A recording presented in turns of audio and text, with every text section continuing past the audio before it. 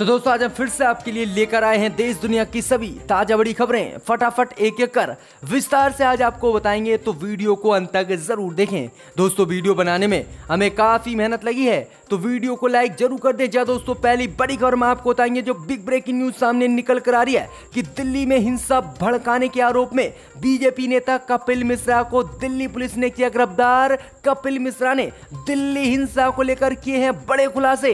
इसी बीच दोस्तों अगली खबर में आपको बताएंगे कि चीन से मोदी सरकार को तगड़ा झटका।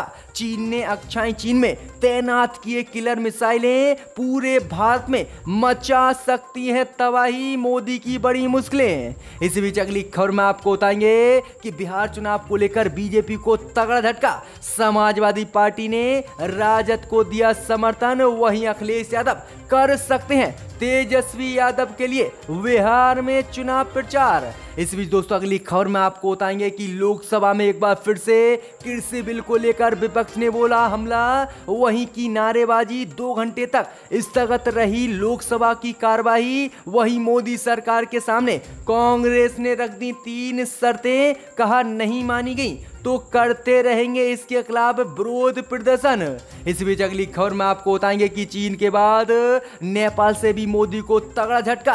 भारत के 3 क्षेत्र लिपुलेख, काला पानी और लिम्पियाधुरा में जनगणना कराएगा नेपाल। तो किस तरह से छोटा सा देश भारत को दिखा रहा है आंखें, मोदी सरकार नहीं कर रही है इसके खिलाफ भी कोई कार्रवाई। इस बीच अगली खबर में दोस्तों आपको बताएंगे कि किसानों को लेकर फिर से राहुल गांधी ने बोला मोदी पर हमला, कहा मोदी का मकसद है किसानों को जड़ से साफ करना और पूंजीपति मित्रों का विकास करना। इस बीच दोस्तों अगली खबर में आपको बताएंगे कि मोदी सरकार ने पिछले 6 सालों में 58 देशों की यात्रा पर खर्च किए हैं 517 करोड़ रुपए, संसद में मोदी सरकार ने बताया। इस बीच अगली खबर में दोस्तों आपको बताएंगे कि फारूक अब्दुल्ला ने मोदी सरकार से की मांग, जम्मू कश्मीर में शांति के लिए बहाल की जाए धारा 370। तो दोस्तों सभी खबरों को विस्तार से आपको एक एक कर बताएंगे, तो वीडियो को अंत तक जरूर देखें।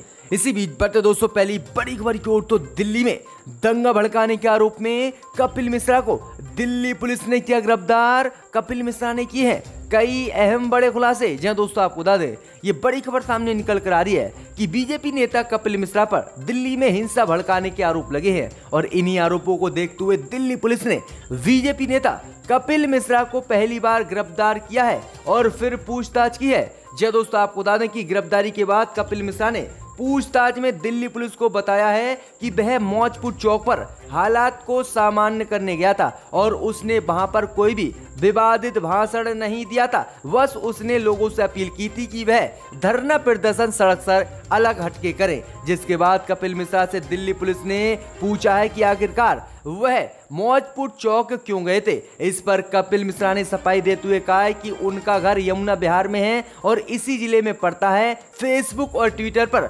लोगों की परेशानी सुनकर वे वहां पहुंचे थे और उन्होंने सड़क को खोलने की बात कही थी, ना कि कोई विवादित भाषण दिया था। जबकि आपको बता दें कि कपिल मिश्रा का 23 फरवरी का एक वीडियो भी सामने आया था जिसमें वह नॉर्थ ईस्ट दिल्ली में डीजीपी वेद प्रकाश सूर्या के साथ खड़े थे और कह रहे थे कि अगर प्रदर्शनकारियों ने सड़क को खाली नहीं किया तो 3 दिन के अंदर हम इस सड़क को जबरदस्ती खाली कराएंगे और फिर हम धरना देंगे। तो ये विवादित भाषण उन्होंने दिया था, लेकिन दिल्ली पुलिस ने कपिल मिश्रा को छोड़ दिया है। इसी बीच बढ़ते दोस्तों अगली खबर की ओर, तो मोदी की बड़ी मुश्किलें। चीन ने अक्षाई चीन में तैनात की आज किलर मिसाइलें पूरे भारत में मचा सकती हैं तबाही। जहां दोस्तों आपको बता दें कि इस समय की ये सबसे बड़ी और अहम खबर सामने निकल कर आ रही है कि लद्दाख में भारत के साथ तनाव के बीच चीन के इरादे बेहद खतरनाक होते जा रहे हैं। वहीं आपको बता दें कि भारत चीन की बातचीत बेनतीजा निकलने के बाद चीन की सेना ने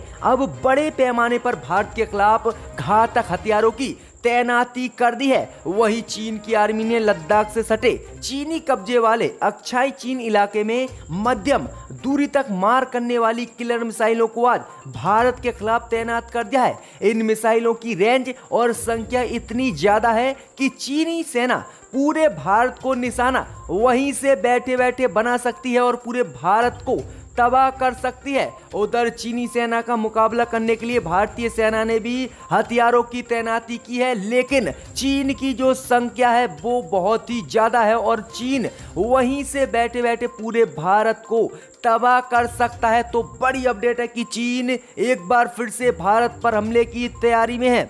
इसी बीच बढ़ते दोस्तों अगली खबर की ओर, तो बिहार विधानसभा चुनाव में बीजेपी की बड़ी मुश्किलें, समाजवादी पार्टी ने राजद को दिया समर्थन, वहीं अखिलेश यादव कर सकते हैं तेजस्वी यादव के लिए बिहार में चुनाव प्रचार। जी दोस्तों, आपको बता दें ये बड़ी खबर सामने निकल कर आ रही है कि जिस तरह से बिहार विधानसभा चुनाव इन दिनों होने वाला है, इसी बीच बड़ी खबर सामने निकल कर आ रही है कि चुनाव के तारीखों के ऐलान से पहले ही बिहार विधानसभा चुनाव में समाजवादी पार्टी ने राष्ट्रीय जनता दल को अपना समर्थन दे दिया है। अखिलेश यादव ने ऐलान करते हुए कहा है कि समाजवादी पार्टी राजद को अपना बिहार में समर्थन देती है। वहीं अखिलेश यादव के इस ऐलान के बाद राजद और सपा के कार्यकर्ताओं ने मांग की है कि अखिलेश यादव बिहार चुनाव में तेजस्वी यादव के लिए प्रचार करे, जिसके बाद बीजेपी जेडीयू की मुश्किलें बढ़ गई हैं। वहीं अखिलेश यादव ने कहा है कि तेजस्वी यादव के नेतृत्व में बिहार की सरकार बनने वाली है और इसीलिए हमने आरजेडी को समर्थन दिया है। तो बड़ी अपडेट है कि बिहार चुनाव में समाजवादी पार्टी ने राजद को अपना समर्थन दे दिया है। इसी बीच बढ़ते दोस्तों अगली खबर की ओर, तो कृषि बिल को लेकर लोकसभा में फिर से हुआ जबरदस्त हंगामा, विपक्ष ने की नारेबाजी, तो वहीं मोदी सरकार के सामने कांग्रेस ने रख दी 3 शर्तें। जी दोस्तों, आपको बता दें ये बड़ी खबर सामने निकल कर आ रही है कि आज फिर से कृषि बिल को लेकर लोकसभा में विपक्ष ने जबरदस्त हंगामा किया और नारेबाजी की। वहीं विपक्ष ने मोदी सरकार के सामने कृषि बिल को लेकर 3 शर्तें रख दी हैं। वहीं शर्तों में कहा गया है कि मोदी सरकार एक और कृषि बिल राज्यसभा और लोकसभा में लेकर आए, फिर प्रधानमंत्री मोदी सदन में बयान दें और कहें कि एमएसपी से कम खरीद देश में गैर कानूनी बताई जाएगी। दूसरी मांग की है विपक्ष ने कि स्वामीनाथन आयोग की रिपोर्ट के आधार पर एमएसपी का C2 फार्मूला देश में लागू हो। वहीं तीसरी मांग की है कि कोई भी व्यक्ति कहीं पर भी किसी भी राज्य में कभी भी किसान फसल अपनी बेच सकता है, ऐसा भी सिस्टम इसमें होना चाहिए। इसी बीच बढ़ते दोस्तों अगली खबर की ओर, तो चीन के बाद नेपाल से भी मोदी सरकार को तगड़ा झटका। भारत के 3 क्षेत्र लिपुलेख, कालापानी और लिम्पियाधुरा में जनगणना कराएगा नेपाल, मोदी की बड़ी मुश्किलें। जी दोस्तों, आपको बता दें कि जिस तरह से चीन से भारत का तनाव चल रहा है, इसी बीच आपको बता दें कि नेपाल ने भारत के खिलाफ बड़ा कदम उठाया है।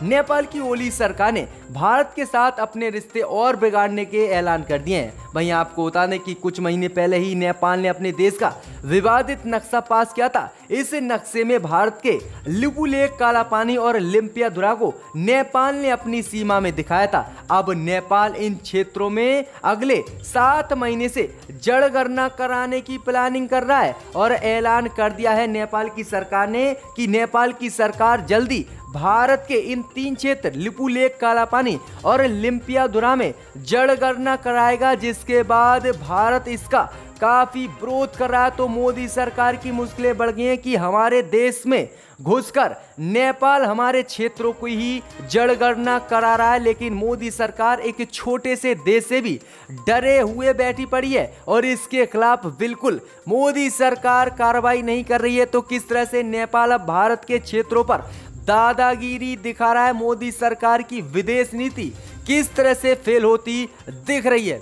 इसी बीच बढ़ते दोस्तों अगली खबर की ओर, तो कृषि बिल को लेकर राहुल गांधी ने आज फिर से मोदी पर बोला हमला। कहा मोदी जी की नियत है साफ, पूंजीपतियों का होगा अपनी सरकार में खूब विकास। जी दोस्तों, आपको बता दें कि कृषि बिल को लेकर राहुल गांधी ने एक बार फिर से केंद्र की मोदी सरकार पर हमला बोला है। राहुल गांधी ने कहा कि 2014 में मोदी जी ने किसानों से वादा किया था कि उन्हें अच्छा मूल्य दिया जाएगा और 2015 में ही मोदी सरकार ने कोर्ट में कहा कि उनसे ये नहीं हो पाएगा। वहीं आगे राहुल गांधी ने कहा कि 2019 के चुनाव में प्रधानमंत्री मोदी ने किसानों से वादा किया था कि आपकी आमदनी दुगनी कर दी जाएगी और आपके समर्थन मूल्य भी बढ़ा दिए जाएंगे। लेकिन आज 2020 में काले किसान कानून मोदी जी लेकर आए हैं और मोदी जी की नियत साफ है कि किसानों को जड़ से साफ करके पूंजीपति मित्रों का विकास किया जाएगा। तो ये बड़ा हमला राहुल गांधी ने बोला है कि किसानों को मोदी जी करना चाहते हैं जड़ से साफ और अपने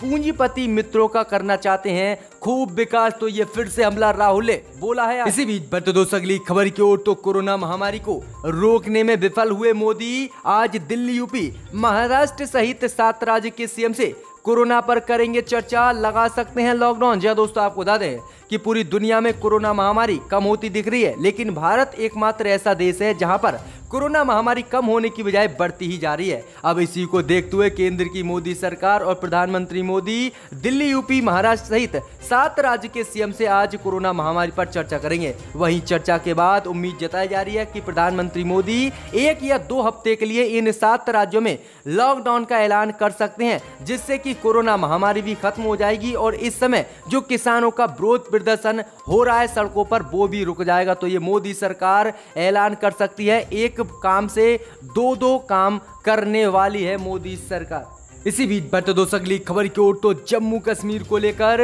फारूक अब्दुल्ला ने मोदी सरकार से की बड़ी मांग, कहा जम्मू कश्मीर में शांति के लिए बहाल की जाए धारा 370। जहां दोस्तों आपको बता दें कि नेशनल कॉन्फ्रेंस के अध्यक्ष फारूक अब्दुल्ला ने लोकसभा में जम्मू कश्मीर को पूर्ण राज्य का दर्जा देने की आवाज उठाई है और मोदी सरकार से मांग की है कि जम्मू कश्मीर में शांति लाने के लिए राज्य का दर्जा फिर से बहाल किया जाए। वहीं फारूक अब्दुल्ला ने कहा है कि पिछले 5 अगस्त को उठाए गए कदमों के बारे में सोचने की जरूरत है और आज भी मध्य कश्मीर में एनकाउंटर चल रहे हैं, कोई शांति नहीं है। शांति तभी आएगी जब उन कदमों को मोदी सरकार अपने वापस लेगी और धारा 370 को फिर से बहाल करेगी और फिर से जम्मू कश्मीर एक पूर्ण राज्य का दर्जा दिया जाएगा। तो बड़ी मांग फारूक अब्दुल्ला ने मोदी सरकार से कर दी है। इसी बीच बढ़ते दोस्तों अगली खबर की ओर। तो पिछले 6 साल में मोदी ने 58 देशों की यात्रा पर खर्च किए